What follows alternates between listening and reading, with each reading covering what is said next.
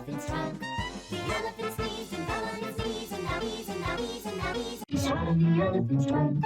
The elephant sneezed and fell on his knees, and now he sat on the elephant's trunk.